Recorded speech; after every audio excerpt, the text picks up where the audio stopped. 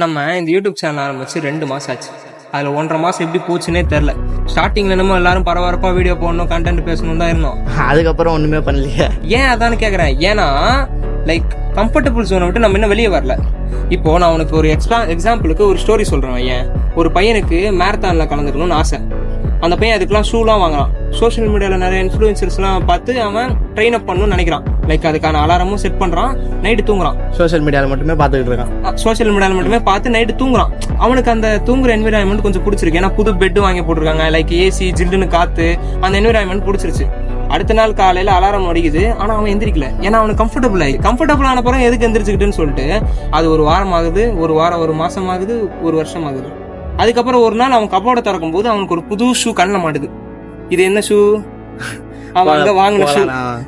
அதை எடுத்துட்டு போய் அவனுக்கு சைஸ் பத்தாதுல, ஒரு வருஷத்துக்கு மேல ஆயிடுச்சு. அது எப்படியும் சைஸ் பத்தாம தான் இருக்கும். அதை எடுத்துன்னு போய் குப்பை தொட்டில போடுறான். அது மட்டும் போறான், அவன் ட்ரீமே போயிடுச்சாங்க. அதேதான் அவனோட ட்ரீமையும் தூக்கி போடுறானா. லைக் இப்படிதான் நம்மளும் பண்ணிட்டு இருக்கோம். நம்ம என்ன பண்றோம், லைக் டீம் மீட்டிங்னு சொல்லிட்டு ரீல்ஸ் பார்த்துட்டு லைக் கண்டென்ட் பேசாம விட்டுட்டு இருக்கோம். அது நம்ம கம்ஃபர்ட் ஜோன்லயே இருக்கணும்னு நினைக்கிறதுனாலதான்.